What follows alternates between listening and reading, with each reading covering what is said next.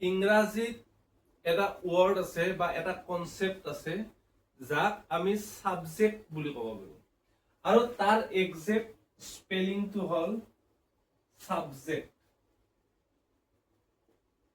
এই যে সেন্টেন্সত সাবজেক্ট বুলি কওঁ আৰু এটা মানে ৱৰ্ড আছে যাক আমি ভাৰ্ব বুলি কওঁ।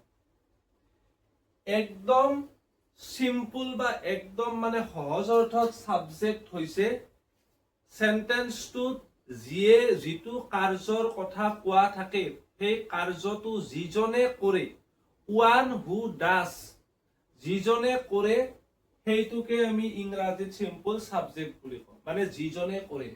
যেনে এই কুৱেশ্যনটোত কৈছে মিষ্টাৰ সেন আস্কড হিম এ কুৱেশ্যন। মিষ্টাৰ সেনে তেওঁক এটা প্ৰশ্ন সুধিছিল, অৰ্থাৎ প্ৰশ্ন সোধা কামটো কোনে কৰিছিল? মিষ্টাৰ সেনে কৰিছিল। যিয়ে কাৰ্যটো কৰে সেই যিজনে কৰিব সেইটোৱে হ'ব সাবজেক্ট, ইয়াত এইটো সাবজেক্ট। তাৰ পিছত হ'ব সাবজেক্টে যিটো কাৰ্য কৰে, ইয়াত মিষ্টাৰ সেন আস্কড, মিষ্টাৰ সেনে সুধিছিল, অৰ্থাৎ ইয়াত সোধাটো কাৰ্য। যিটো কাৰ্য কৰে সেই কাৰ্যটোকে আমি ইংৰাজীত ভাৰ্ব বুলি কম, সেইটোকে আমি ভাৰ্ব বুলি কম। কিন্তু যেতিয়া এই ভাৰ্বৰ কনসেপ্টটো আহিব তেতিয়া আমি চাম কি যিটো ভাৰ্ব দিয়া আছে সেইটো বি ভাৰ্বৰ মানে আমাৰ যি 24টা অক্সিলাৰি ভাৰ্ব আছে সেই অক্সিলাৰি ভাৰ্বৰ কিবা ফৰ্ম আছে নে যিটো আমাৰ মেইন ভাৰ্ব বুলি কওঁ আমি সেন্টেন্সত মেইন ভাৰ্বটো দিয়া আছে।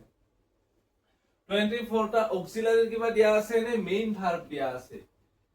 আৰু এইটো কুৱেশ্যনত আস্কড টু ভাৰ্ব আৰু আস্কড টু হৈছে মেইন ভাৰ্ব। মেইন ভাৰ্বটো চোৱাৰ পিছত কামটো হ'ব কি যে মেইন ভাৰ্বটো কোনটো ফৰ্মত দিয়া আছে, কাৰণ ভাৰ্বৰ তিনিটা ফৰ্ম থাকে, এটাক আমি V1 কওঁ, এটাক V2 কওঁ, এটাক V3 কওঁ। এতিয়া যেনে ইয়াত আছে আস্কড, আস্কডৰ অৰিজিন মানে V1 টো হ'ব আস্ক, আস্কডক যেতিয়া আমি V2 লগ ইন দিম সেইটো হ'ব আস্কড, আৰু ইয়াৰ V3 টো হ'ব আস্কড। এতিয়া ইয়াত আস্কড আছে, আস্কড ওয়াৰ্ডটোৰ V2 টো আস্কড, V3 টো আস্কড, গতিকে এইটো V2 ধৰিম নে V3 ধৰিম? V3 আমি তেতিয়াহে ধৰিব পাৰিম যদি এই সেন্টেন্সটো আমাক পেসিভত কেতিয়াবা দিয়া থাকে বা তাৰ আগত জেনাৰেলি হ্যাভ, হ্যাজ, হ্যাড এইবোৰ যেতিয়া থাকিব তেতিয়া V3 বুলি ধৰিম। কিন্তু ইয়াৰ আগত হ্যাভ, হ্যাজ, হ্যাড তেনেকুৱা একো দিয়া নাই, গতিকে আস্কড আছে, গতিকে এইটো আমি V2 ধৰিম, V2। অৰ্থাৎ সাবজেক্টটো পালো যে কাৰ্যটো কৰে, ইয়াত মিষ্টাৰ সেন, আৰু মিষ্টাৰ সেনে কি কৰিছে? আস্কড, সুধিছিল, পাষ্টত দিয়া আছে, গতিকে এইটো V2। তাৰ পিছত আমি এটা কাৰ্য হ'ব যে অবজেক্ট। সাবজেক্টে কি কৰিছে? সুধিছে, কিন্তু কাক সুধিছে? সাবজেক্টে তেওঁক সুধিছে, তেওঁ এজন পাৰ্সন কোনোবা, তেওঁক সাবজেক্টে সুধিছে, গতিকে এই হিমটো হ'ব অবজেক্ট। আৰু তেওঁক কি সুধিছে? মিষ্টাৰ সেনে তেওঁক কি সুধিছে? মিষ্টাৰ সেনে তেওঁক সুধিছে এটা কুৱেশ্যন, আৰু কুৱেশ্যনটো হ'ব, এই কুৱেশ্যনটো হ'ব অবজেক্ট। গতিকে আমি পালো কি সাবজেক্ট পালো, ভাৰ্ব পালো, অবজেক্ট পালো, অবজেক্ট পালো। অৰ্থাৎ ইয়াতে দুটা অবজেক্ট আছে। আৰু এই কুৱেশ্যনটো SSC 2005ত আহিছিল, 2005ত আহিছিল। এই সেন্টেন্সটো আমাক এনেকৈ দিছে, ইয়াক ট্ৰান্সফৰ্ম কৰিব দিছে, ট্ৰান্সফৰ্ম কৰিব দিছে মানে এইটো এক্টিভত দিয়া আছে, আমাক পেসিভলৈ নিব দিছে।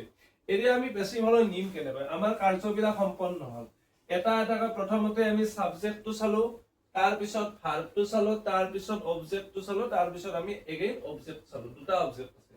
এতিয়া যেতিয়া আমি ভইচ চেঞ্জটো কৰিম বা এইটো যেতিয়া ট্ৰান্সফৰ্ম কৰিম, এই অবজেক্ট দুটাৰ যিকোনো এটা আমি প্ৰথমত নিব লাগিব। এটা আমি হিমটো নিব পাৰো, এই কুৱেশ্যনটো নিব পাৰো। যদি আমি হিমটো নেও তেতিয়াহ'লে এই অবজেক্টটো ইয়াত প্ৰথমতে লিখিম, আৰু ভইচৰ ৰুলছ মতে যেতিয়া হিমটো অবজেক্টৰ পৰা সাবজেক্ট হ'ব ইয়াক আমি হি হিচাপত লিখিম, হি। অবজেক্টটো সাবজেক্ট হ'ল। নেক্সট আহিব ইয়াত আমি ভার্ব কি ব্যৱহাৰ কৰিম। এতিয়া ভইচ চেঞ্জৰ ৰুলছ মতে যদি কুৱেশ্যন এইটো কুৱেশ্যনত দিয়া ভাৰ্বটো যদি V2 হয় তেতিয়া আমি যেতিয়া এনসাৰটো লিখিম কুৱেশ্যনত ভাৰ্বটো V2 দিয়া আছে যেতিয়া আমি এনসাৰটো লিখিম এনসাৰটোৰ আগত হয় was বহুৱাম বা were বহুৱাম was বা were এটা বহুৱাম এইটো was বহুৱাম নে were বা এইটো সাবজেক্টটো যদি সিঙ্গুলাৰ থাকে was মানে এজনৰ কথা কয় was আৰু এজনতকৈ বেছি ক'লে were হি অৰ্থাৎ তেওঁ এজন ব্যক্তিৰ কথা কৈছে গতিকে এটা সাবজেক্টটো সিঙ্গুলাৰ আমি was টো লম হি was টো এই কাৰণে ললো কাৰণ কুৱেশ্যনত ভাৰ্বটো V2 দিয়া আছে ভাৰ্বটো যদি V2 থাকে আমি এনসাৰত was বা were এটা লম তাৰ পিছত কৰিম আমি কি যেটো আমাক V2 টো দিয়া থাকে মেইন ভাৰ্ব কুৱেশ্যনত তাৰ V3 ফৰ্মটো লম আস্কৰ V3 ফৰ্মটো হ'ব asked গতিকে আমি কিমানখিনি পালো he was asked তেওঁক সোধা হৈছিল কি সোধা হৈছিল এগেইন অবজেক্টটো হ'ব a question he was asked a question কোনে সুধিছিল মিস্টাৰ সেনে সুধিছিল গতিকে আমি বাই প্ৰিপজিশন যেটো এটা ইউজ কৰিম আৰু তাৰ পিছত যেটো সাবজেক্ট আছে লি অবজেক্ট হ'ব বাই মিস্টাৰ সেন গতিকে কাৰেক্ট আনসাৰটো হ'ল he was asked a question by Mr. Sen এইটো এসএসসি 2005 ৰ আহিছিল আৰু যদি আমি সেকেন্ড কোৱেশ্চনটো লও সেম প্ৰসেস যিজনে কাৰ্যটো কৰিব হেতু সাবজেক্ট ইয়াক কাৰ্যটো কৰিছে প্ৰিন্সিপাল জনে গতিকে প্ৰিন্সিপাল জন হল সাবজেক্ট প্ৰিন্সিপাল জনে কি কৰিছে হ্যাজ গ্ৰান্টেড কিবা এটা গ্ৰান্ট কৰিছে কিবা এটা দিছে কি কাৰ্য কৰিছে গ্ৰান্ট কৰাটো কাৰ্য গতিকে এইটো হ'ব ভাৰ্ব গতিকে has to verb and granted to verb এটা হ্যাজ টু আমি অক্সিলাৰি ফৰ্মত আহিব গ্ৰান্টেড টু মেইন ভাৰ্বত আহিব তথাপিতো আমি ওভাৰঅল এইটো ভাৰ্ব হিচাপত ললো দুইটাকে তাৰ পিছত আছে হিম যে প্ৰিন্সিপাল জনে এটা দিছে কি দিছে এ স্কলাৰশিপ এটা স্কলাৰশিপ দিছে কাক দিছে তেওঁক দিছে গতিকে হিমটো অবজেক্ট হ'ব আৰু এ স্কলাৰশিপটো অবজেক্ট হ'ব প্ৰথমটো নিচিনাকৈ ইয়াতো দুটা অবজেক্ট আছে আৰু এইটো এসএসসি 2005 ত আহিছিল এতিয়া নেক্সট কৰা প্ৰসেসটো একে যিকোনো এটা আমি অবজেক্ট যিকোনো এটা আমি সাবজেক্ট কৰিম ইয়াত